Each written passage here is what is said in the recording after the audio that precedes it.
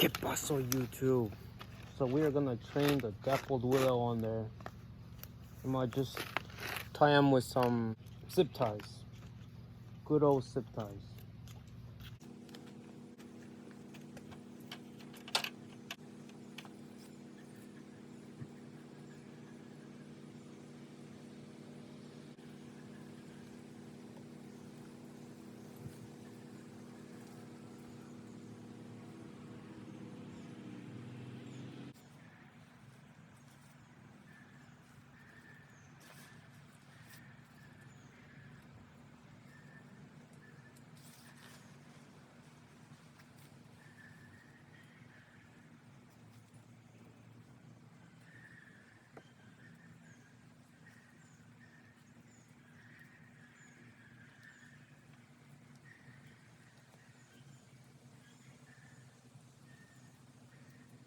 Alright, so there it is.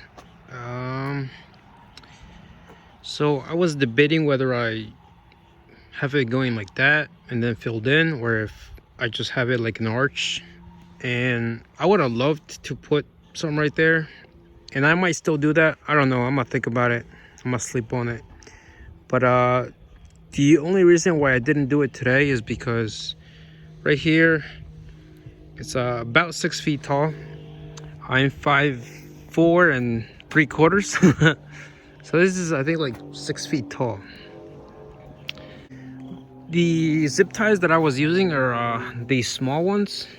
So a couple of them, like that one's just one. I left some like a little bit of growing room for the branch, but other ones I used 2 zip ties and I left like maybe 1.5 inches, so they can get, they'll probably get thicker and wider like this one. So for a couple of them, that's what I did.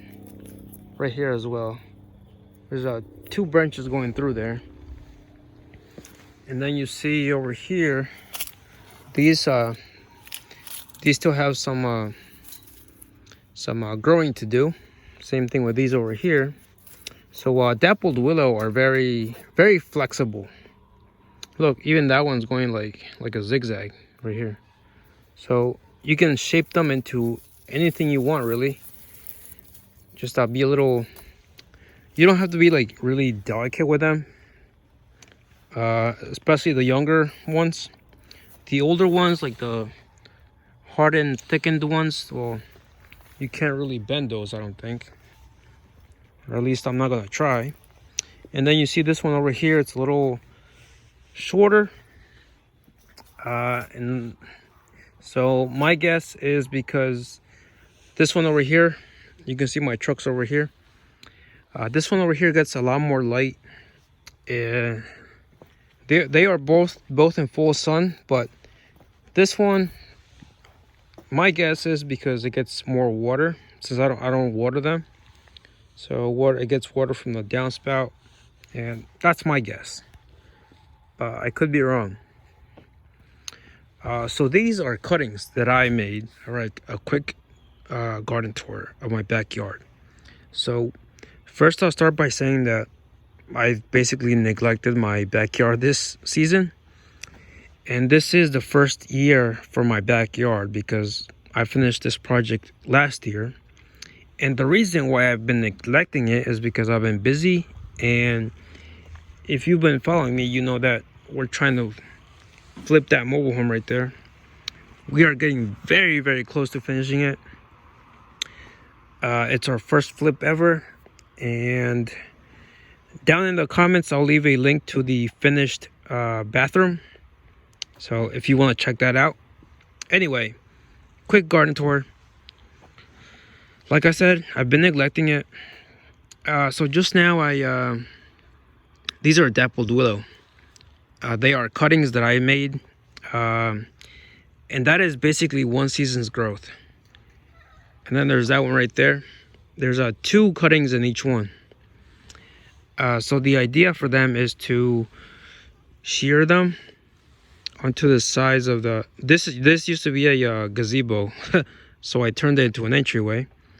The idea is to let them fill in and shear them, and then just train them up there like I'm doing.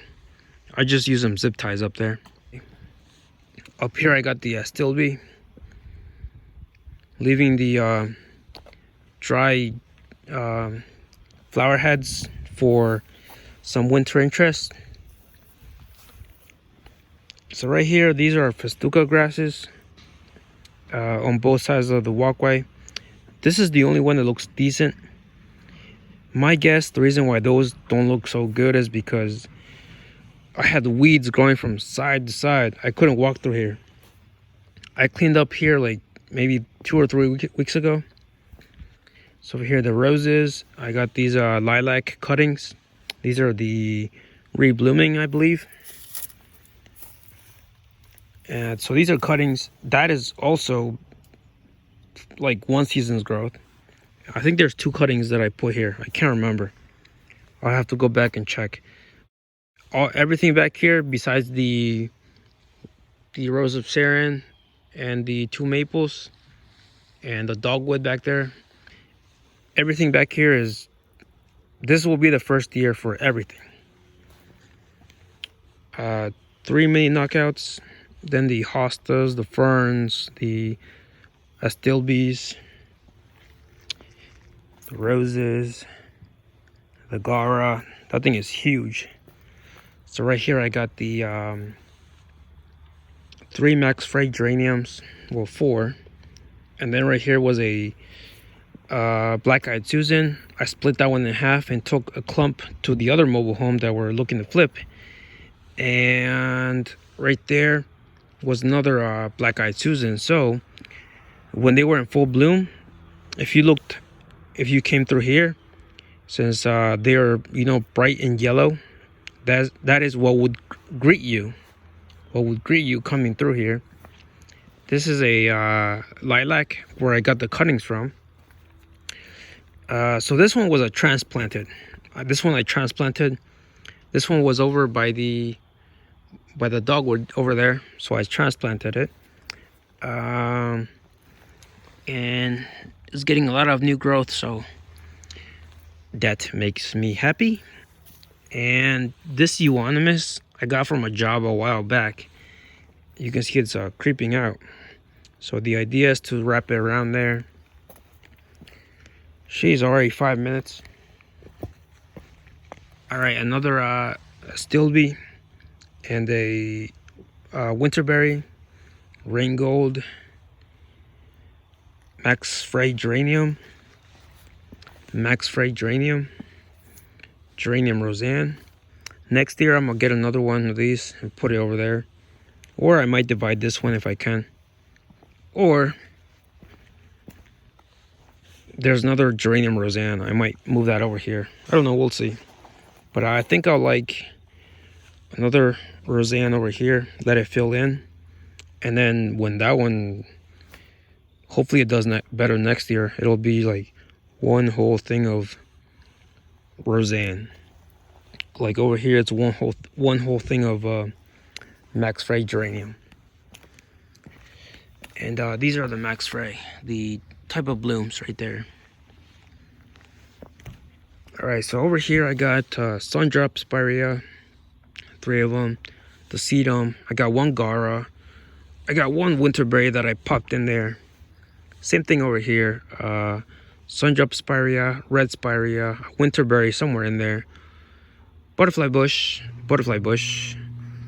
This side I transplanted. That's why it's much smaller. That one, I'm not sure. It should be taller. I'm not sure why. I did prune them, but like height-wise, I just pruned them from the sides. But yeah, like last year, this one.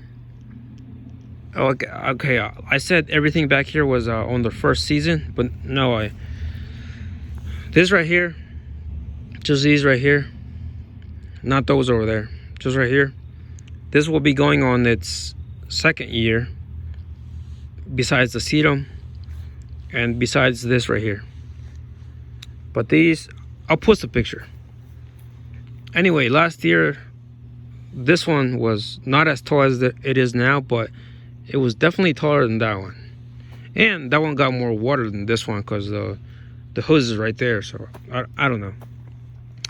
But a shrub that I highly recommend is this little guy, Sundrops spirea, and they are at Lowe's right now, so go get them. All right, so right here is the hydrangea tree garden bed. Summer sweet hydrangea, 2 pinky winky hydrangeas, 2 dwarf purple bloomerangs, 2 large max fray geraniums, and a border of liriope. Right here, this is I just stuck them in there. They are also dappled willow cuttings, and down at the bottom there's 2 dianthus. So right here I got the more winterberry. This is really my natural living fence, or whatever you call it. And then the gold mops, finally they got their permanent home, and finally they look nice and healthy. I'm happy about that. And then my liriope doing their thing. Max Fray, winterberry. So that is pretty much it. I'll quickly move over here. I took out the 2 black-eyed Susan that were on both sides and took them to the other mobile home. And okay, so I got iris. The nepeta looks really good. I stuck a dwarf crepe myrtle back there, but I just stuck it back there so I could water it. This was purple leucostrife. Down at the bottom I have euonymus cuttings, and there's some over there.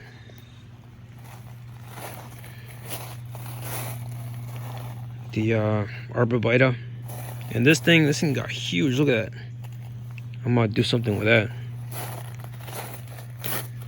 And then this bed, I dump everything. The asters are in full bloom. If you want longer lasting blooms on your black-eyed Susan, I suggest digging them up, putting them back in, or just deadhead them like down to the bottom. At least that's what happened with that one. I don't know. And so right here, the sedum. I got more purple leucostrife, some roses, 2 dwarf crepe myrtles, some iris. And these are the blooms on the crepe myrtle.